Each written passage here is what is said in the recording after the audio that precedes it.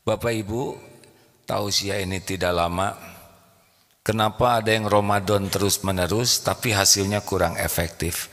Itu seperti yang seperti ini, memanah, punya 30 anak panah tetapi tidak punya target. Maka anak panah itu mubazir saja, memanah kemana saja. Harusnya kalau punya anak panah, punya busur panah, harus ada target.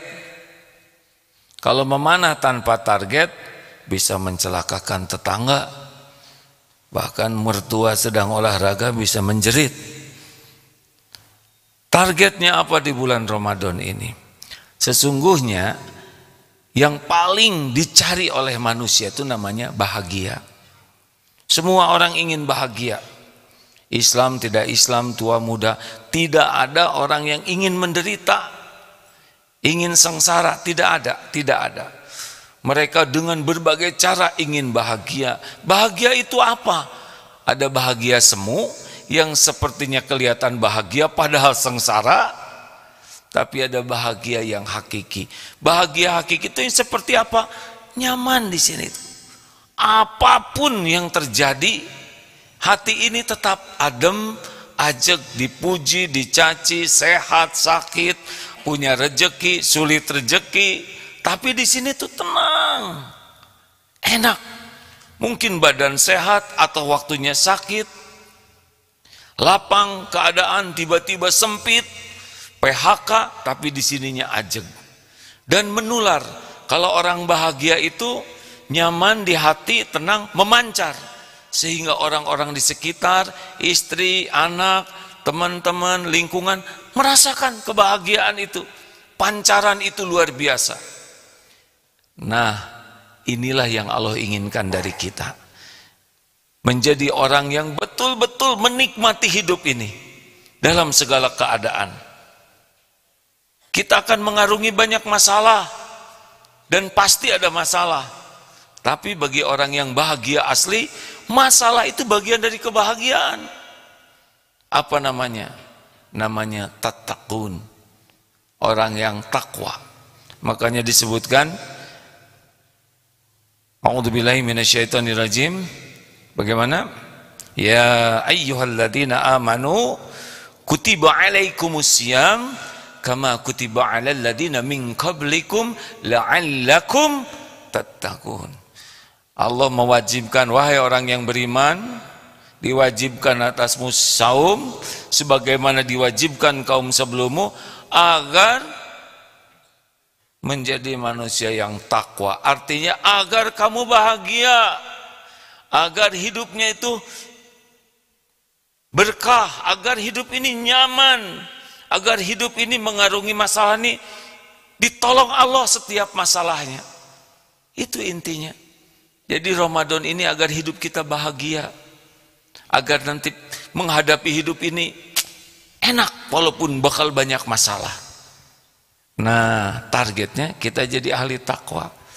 Apa sekarang yang diperlukan? Walaupun punya busur, walaupun punya sasaran, yang terpenting adalah ilmu memanahnya. Karena walaupun ada target, ada busur, ada anak panah, tidak tahu tata caranya, tetap tidak kena. Maka Ramadan ini sukses kalau tahu ilmunya. Man aradad dunya, siapa yang ingin dunia, fa'alaihi bil ilmi, wajib baginya dengan ilmu. Barang siapa yang ingin akhirat, wajib dengan ilmu. Wa man aradahuma, dan barang siapa yang ingin dunia dan ingin akhirat, wajib dengan ilmu. Gagalnya Ramadan penyebabnya dua. Satu, lemah ilmu, dan yang kedua lemah apa? Lemah syahwat, nggak cocok. Yang kedua lemah jiwa. Loh, lemah jiwa itu apa? Begini, mau ke masjid, hoream, lemah. Mau ngaji, malas, lemah. Pokoknya kalah dirinya tuh. Tapi kalau mau ngambek, menang dia. Ngambeknya berarti dia lemah dalam menahan dirinya. Bapak Ibu lihat semua berita tentang di Google atau di berita ya, yang ditangkap, yang bermasalah, kuncinya adalah sama ini, lemah ilmu dan lemah jiwa. Tidak tahu ilmu tentang kemuliaan, udah gitu coba kasus Sampo, kenapa dia ditangkap dan karena lemah jiwa, dia tidak kuasa menahan amarahnya.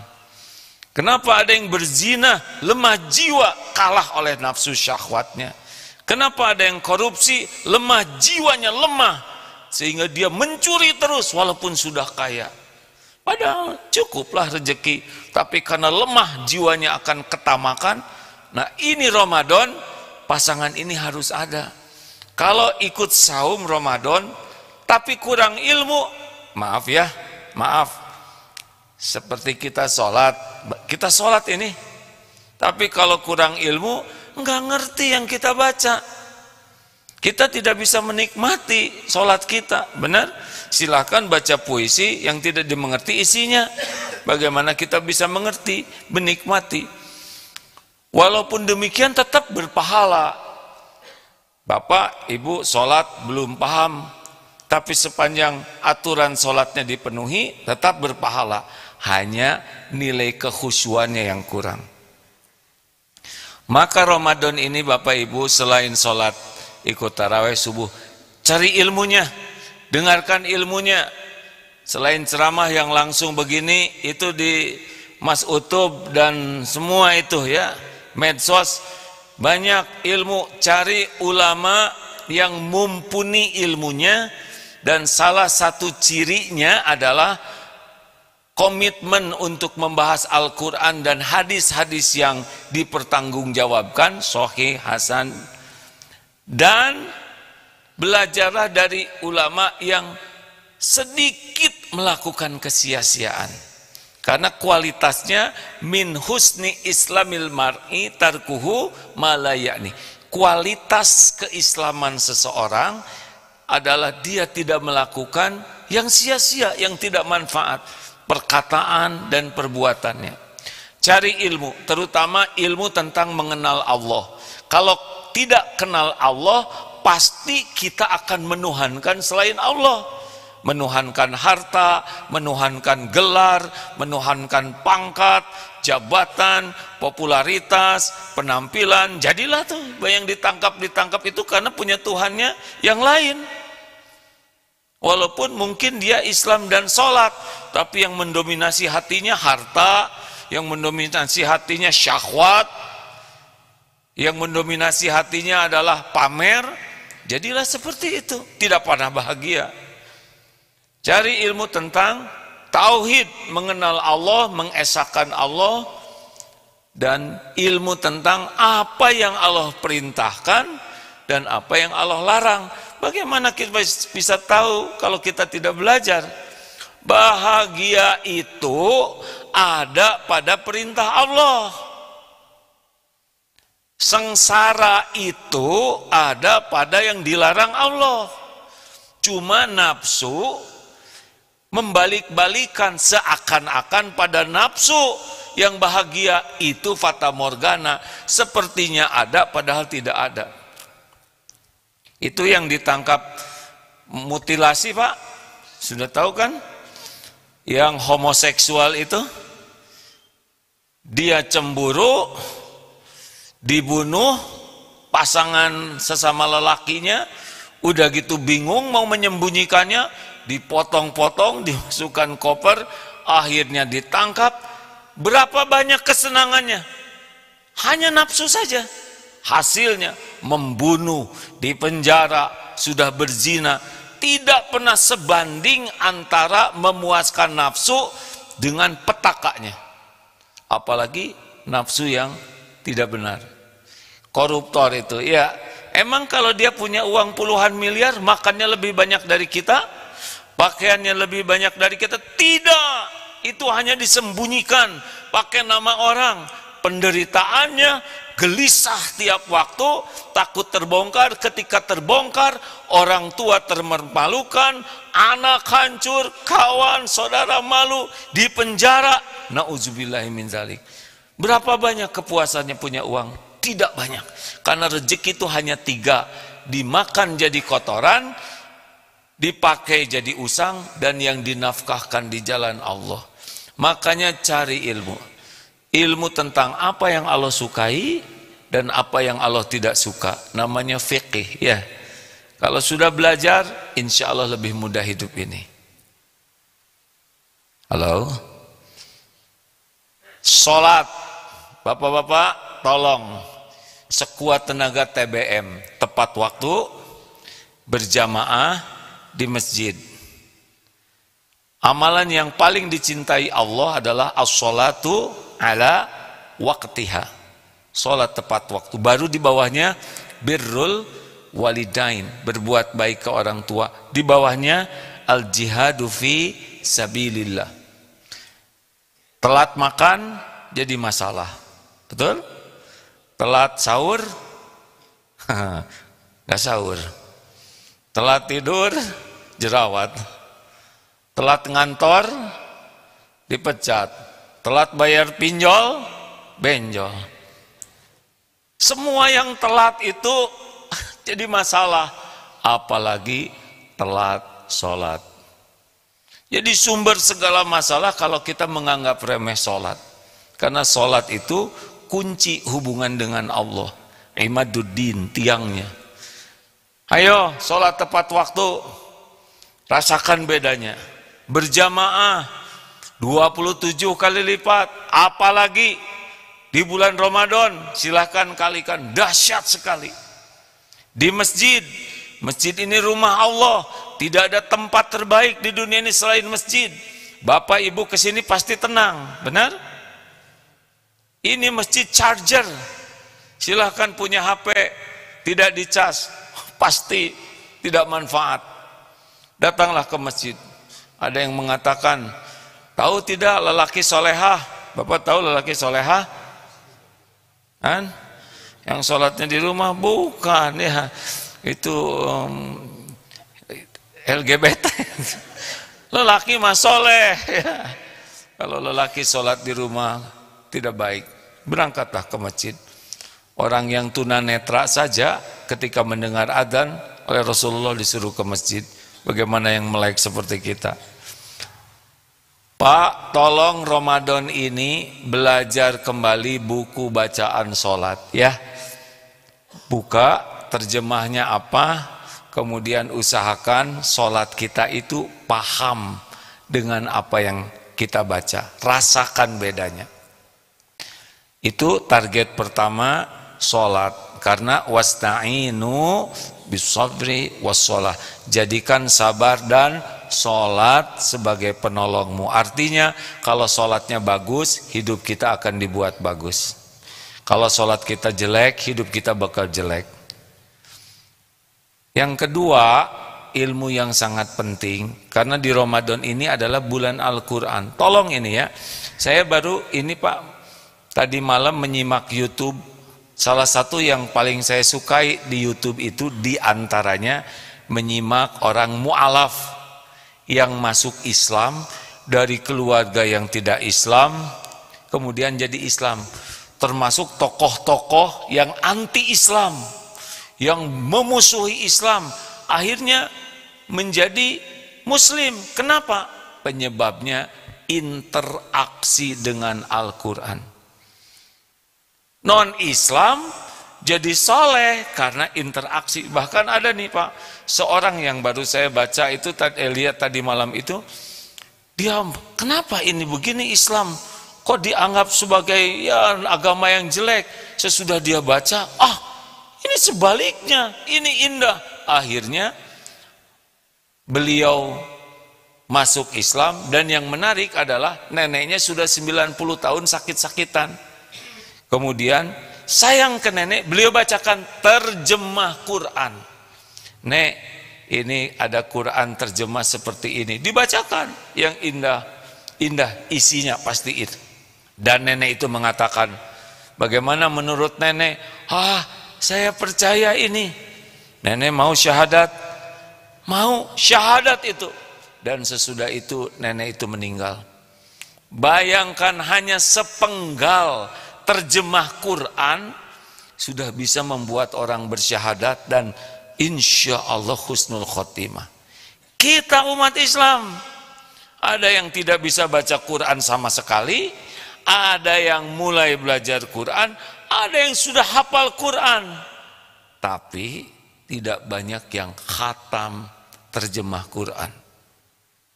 Ini Ramadan, coba Pak, khatamkan Al-Quran dan terjemahnya, karena kita orang awam ya. Jangan sampai ada yang begini, anak-anak, ibu mau tadarusan dulu ya, dengerin, jangan ribut. A'udzubillahi minasyaitonirrajim. Wasari'u ila magfiratin min rabbikum wa jannatin arduha as-samawati wal ard u'iddat lil muttaqin alladziina yunfikuna fis sarra'i wad dharra'i wal kadhimina al ghaidha wal 'afina 'anil nas wallahu yuhibbul muhsinin. Bagaimana Ustaz? Benar? Oh benar Bu, udah benar. Kalian anak-anak tuh diam dong kalau ibu lagi setoran. Marah ke anaknya. Tahu nggak ayat yang dibaca barusan? Artinya itu ciri orang bertakwa, satu senang berinfak dalam lapang dan sempit, yang kedua bisa nahan amarah. Baru juga setoran beres marah.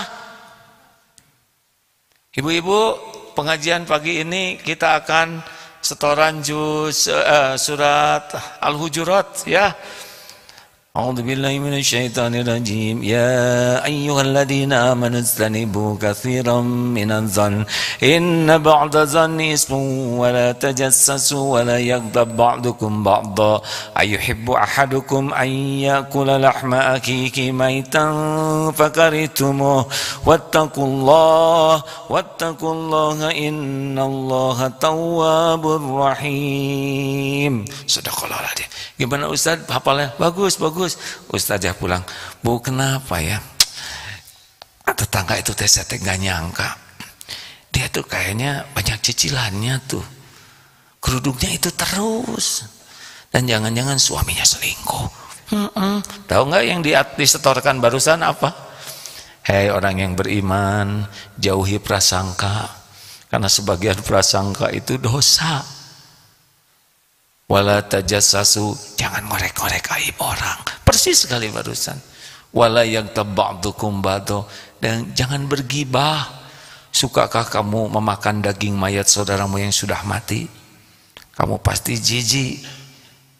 Nah, begitulah kalau kurang ilmu arti Al-Quran. Ya hafal, ya benar bacaannya, tapi kelakuannya kurang perubahannya. Kenapa? Kalau membaca Al-Quran dapat pahala kebaikan, tapi kalau paham Al-Quran ditambah hidayah. Makanya Ramadan ini usahakan Bapak Ibu belajar menghafal Quran, belajar Quran. Yang belum belajar sambil baca terjemahnya. Syukur kalau bisa baca tafsirnya, lebih syukur lagi kalau menghadiri kajian Al-Quran dengan tafsirnya. Rasakan bedanya, beda sekali. Ada satu ayat yang membuat hidup ini beres, walaupun satu ayat. Saya yang paling tergugah ayat ini Pak. A'udzubillah syaitonirrajim. Al-Baqarah 152. Fadzkuruni adzkurkum washkuruli wala takfurun. Pendek. Fadzkuruni, maka ingatlah padaku menurut Allah, maka aku pun ingat padamu, dan bersyukurlah padaku, jangan ingkar padaku. Ini luar biasa. Ingat ke Allah, Allah ingat ke kita secara khusus. Hati ditenangkan, pikiran dijernihkan, sikap dituntun, asal zikir terus. Masya Allah. Apalagi yang lebih hebat selain jadi orang yang diingat oleh Allah. Satu ayat saja sudah bisa mengubah hidup seseorang. Paham terjemahnya. Kita sebagai orang Indonesia memang tidak mudah untuk langsung memahami, tetapi minimal baca terjemahnya. Terima kasih Bapak Ibu sekalian, itulah target kita minimal. Perbaiki sholat, perbaiki bacaan Quran, dan pahami Al-Quran. beda nanti ya. Semoga Allah menggolongkan kita menjadi ahlul Quran. Allahumma arhamna bil Quran waj'al lana imama wa nura wa huda wa rahmah. Allahumma zakirna minhuma nasi'na wa 'allimna minhuma jahilna warzuqna tilawatahu ana al-laili wa atrafan nahar. Ya Allah, karuniakan rahmat, turunkan rahmatmu dengan syariat Quran kepada kami. Jadikan Al-Quran menjadi imam, menjadi pemandu kami, menjadi cahaya, menjadi petunjukmu untuk kami. Ya Allah, ingatkan kami dengan Al-Quran jikalau kami lupa. Pahamkan kami Al-Quran jikalau kami tidak tahu. Rizkikan kepada kami ya Allah untuk selalu berdekatan dengan Al-Quran di kala malam dan siang, dan jadikan Al-Quran hujjah bagi kami ya Allah di hadapanmu. Ya Allah, zainal bizinatil Quran, indahkan kami ya Allah dengan keindahan Al-Quran, muliakan kami dengan kemuliaan Al-Quran, dan mudahkan kehidupan kami dengan berkah petunjuk Al-Quran. Ya Allah, masukkan kami ke surgamu dengan syafaat Quran, dan jauhkan kami dari bala dunia dan fitnah akhirat dengan kehormatan Al-Quran. Taqabbal minna ya Allah, innaka antas samiul alim. Amin ya Rabb ya Rabbal alamin. Terima kasih hadirin. Subhanakallahumma bihamdik, asyhadu alla ilaha illa ant, astaghfiruka wa atubu ilaik. Assalamualaikum warahmatullahi wabarakatuh. Sudah hadirin mau itikaf silakan ya.